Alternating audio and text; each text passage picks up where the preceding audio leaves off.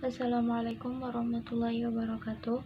Nama ulun Rafizatul Alma, NPM 20 12 50 51. Di sini ulun akan menjelaskan tentang klasifikasi hadis sahih. A. Pendahuluan. Pengertian hadis sahih menurut bahasa. Yang pertama, benar.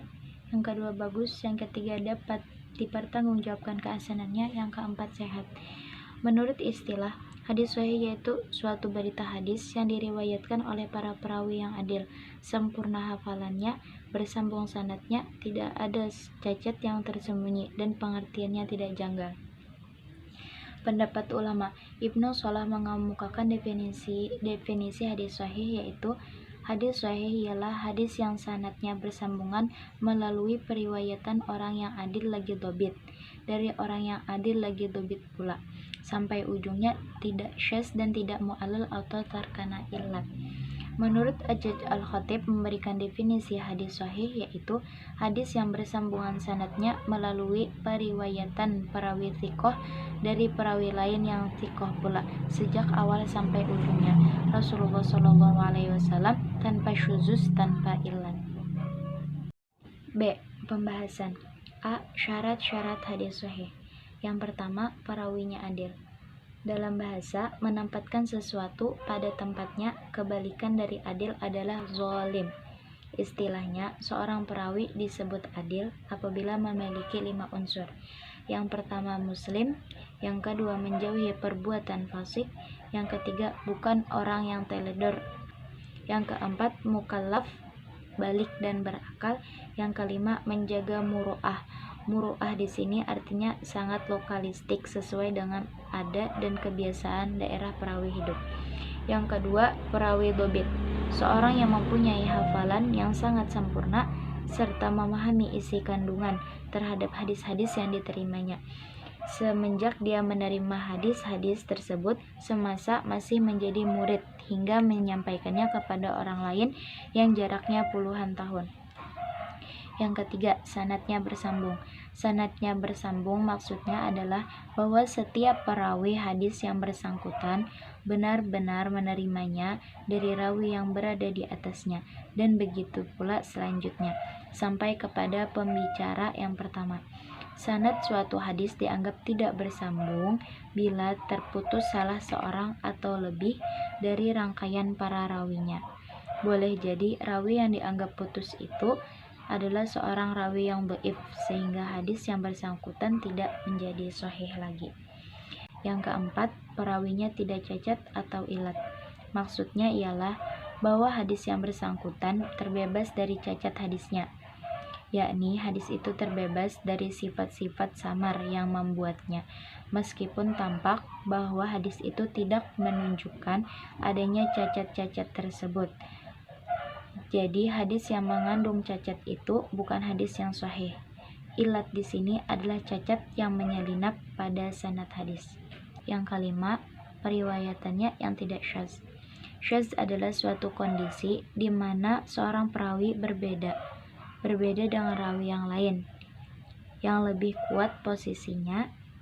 Kondisi ini dianggap janggal karena bila ia berada dengan rawi yang lain lebih kuat posisinya, baik dari segi kekuatan daya ingat atau hafalannya ataupun jumlah mereka lebih banyak, maka para rawi yang lain itu harus diunggulkan dan ia sendiri disebut syaz atau janggal, dan karena kejanggalan maka timbullah penilaian negatif terhadap periwayatan hadis yang bersangkutan.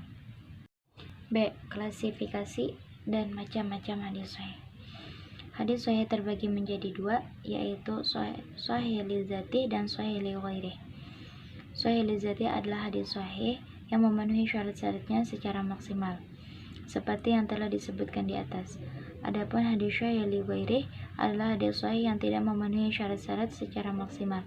Misalnya, rawinya yang adil, tidak sempurnanya dhabitannya, atau kapasitas intelektualnya rendah. Bila jenis ini dikukuhkan oleh jalur semisal lainnya, ia menjadi sahih li ghairih. Dengan demikian, sahih li ghairih adalah hadis yang kesahihannya disebabkan oleh faktor lain karena tidak memenuhi syarat-syarat secara maksimal. Misalnya, hadis hasan yang diriwayatkan melalui beberapa jalur bisa naik derajat dari hasan ke derajat yang sahih.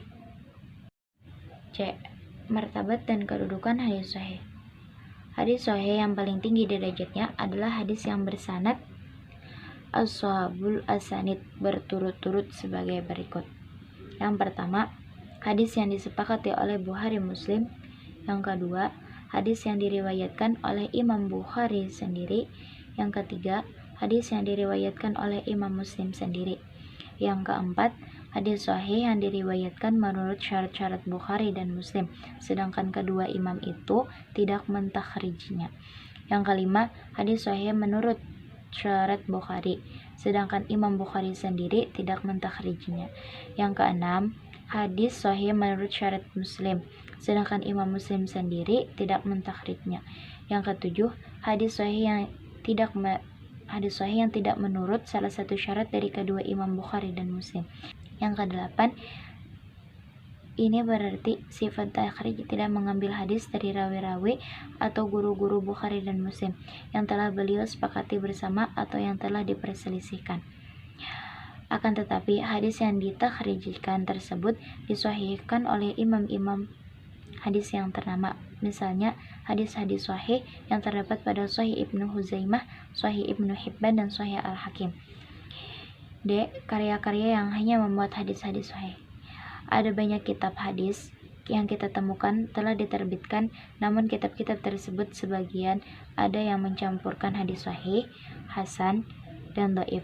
Agar tidak keliru, di antara karya-karya yang hanya membuat hadis sahih adalah yang pertama, hadis Sahih Bukhari, yang kedua Sahih Muslim, yang ketiga Mustadrak Al-Hakim, yang keempat Sahih Ibnu Hibban, yang kelima Sahih Ibnu Khuzaimah. Contoh-contoh hadis sahih. Bismillahirrahmanirrahim. Innamal a'malu binniyat wa innamal likulli imri'in ma nawa, yang artinya sesungguhnya setiap amal itu tergantung pada niatnya dan seorang itu akan mendapatkan sesuai dengan yang dia niatkan. Hadis sahih Al-Albani, Sahih Bukhari. Yang kedua, bismillahirrahmanirrahim. Tulubul ilma fardhatun ala kulli muslimin, yang artinya menuntut ilmu itu wajib bagi setiap muslim. Sahih Ibnu Majah. Yang C. Penutup atau kesimpulan. Secara bahasa, pengertian hadis sahih lawan kata dari sakim, artinya sehat lawan dari kata sakit, hak lawan dari batil berdasarkan kualitas rawinya. Hadis dibagi menjadi hadis sahih, hadis hasan, dan hadis dhaif. Terima kasih, sampai situ saja yang bisa saya sampaikan. Salah dan hilaf mohon dimaafkan. Assalamualaikum warahmatullahi wabarakatuh.